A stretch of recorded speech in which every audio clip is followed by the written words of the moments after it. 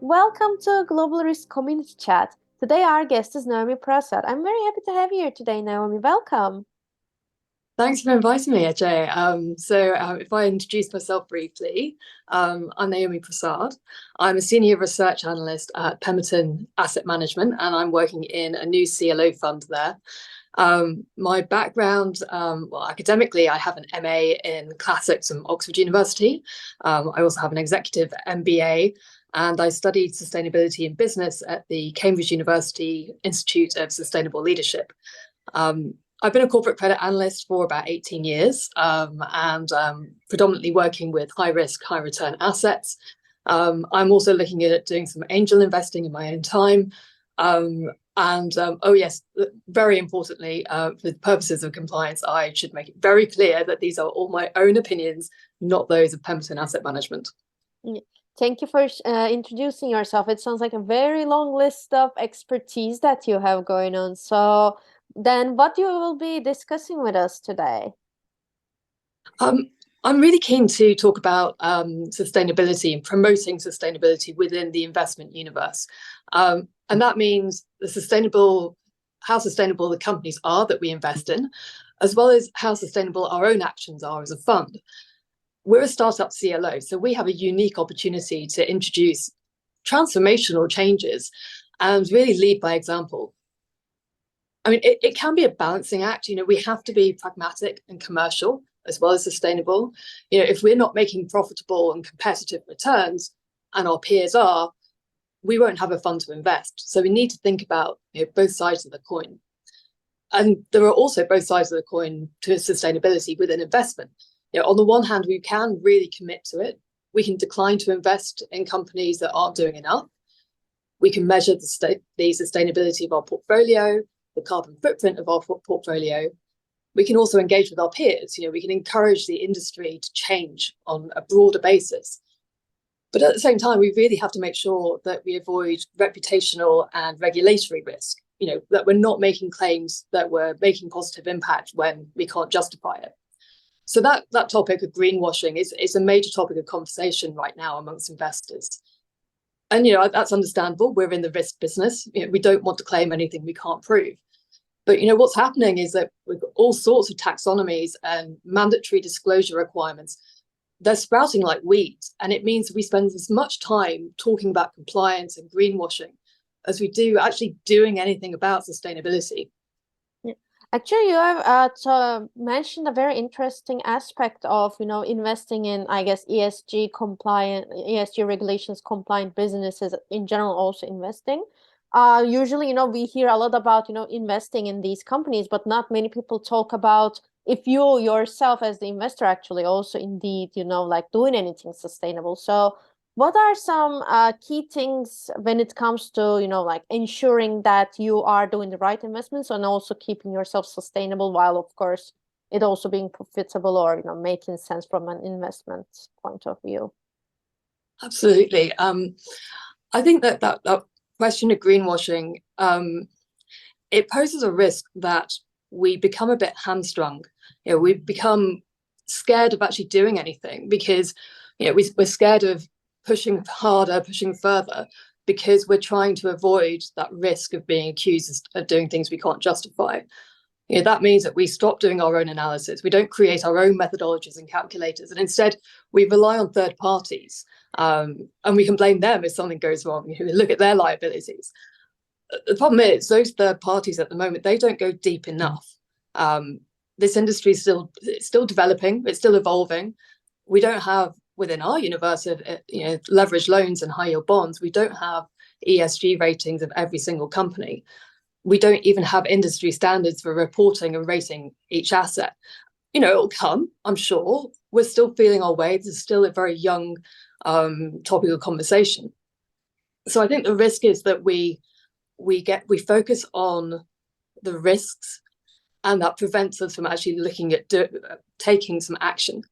Because I and my colleagues, we have decades of experience analyzing these companies. It's not just their financial results, it's also the wordier, woollier, vaguer stuff, the corporate strategies, the management presentations. It's what the management teams and what the companies tell us by not telling us things. It's what's not written down. It's interpretation. We're highly skilled at interpreting this information, at identifying the salient points and communicating it. And what's really important, we're skilled and practiced at defending it. We take professional pride in being able to defend our recommendations to credit committees, to investors. And sustainability is yet another facet of that company. It's like its capital structure, its sector outlook, its legal documentation. We should be able to trust ourselves to analyze it justifiably. So I think the risk is that we get too tied up with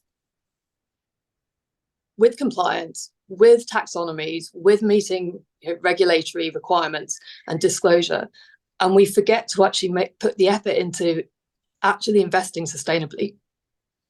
Yeah, thank you for sharing that as well. And knowing that this is a really, keen topic that I think a lot of people can also overlook a lot of aspects of it. What would be maybe some takeaway points that you can share with our audience that, they should definitely pay attention to, or if they can start implementing regarding this? That's a good question. I think it's really important to remember why we are looking at sustainability. It shouldn't be just because everyone else is doing it or because regulations mean we have to do it. Ultimately, I consider it to be good manners. You wouldn't leave a taxi or a restaurant table in a complete state.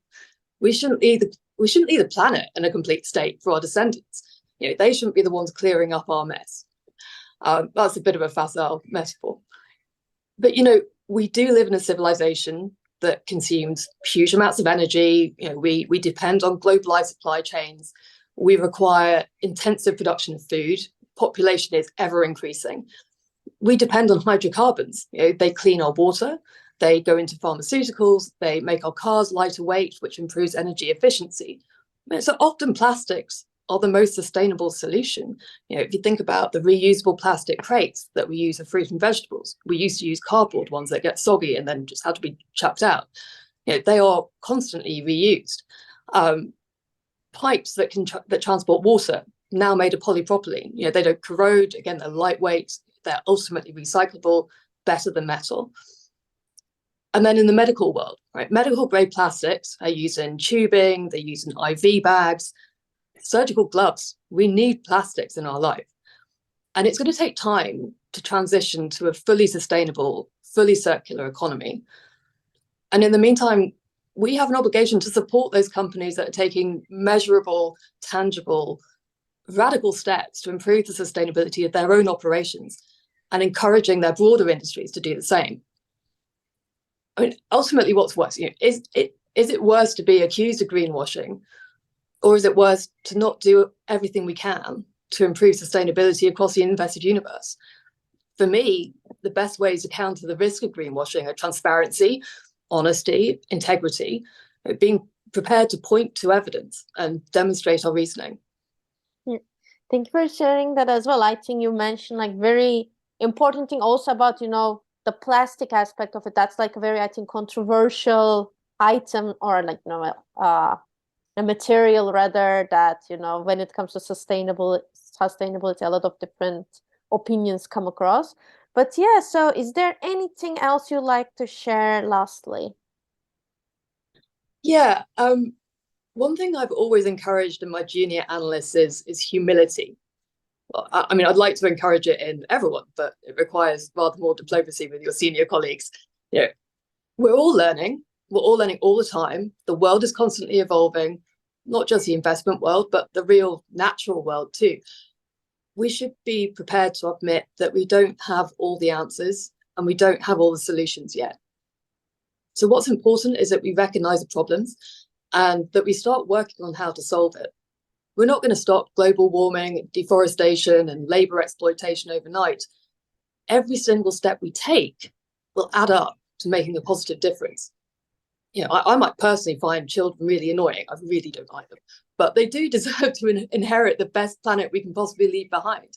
We still enjoy enormous benefits from the world's resources and beauty. I've got these amazing trees outside my window at the moment. We have a responsibility to leave just as much resource and beauty as possible for those who follow us. I'm profoundly encouraged by the commitment and enthusiasm I've seen amongst my peers recently.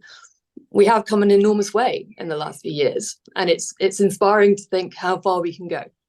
Yeah, thank you. Indeed, like it's nice to, even if we can't leave everything we have in the earth right now, it's at least inspiring to try to do our best and leave as much as possible and like look forward to a better planet, I guess, more, healthy planet. So thank you for that as well.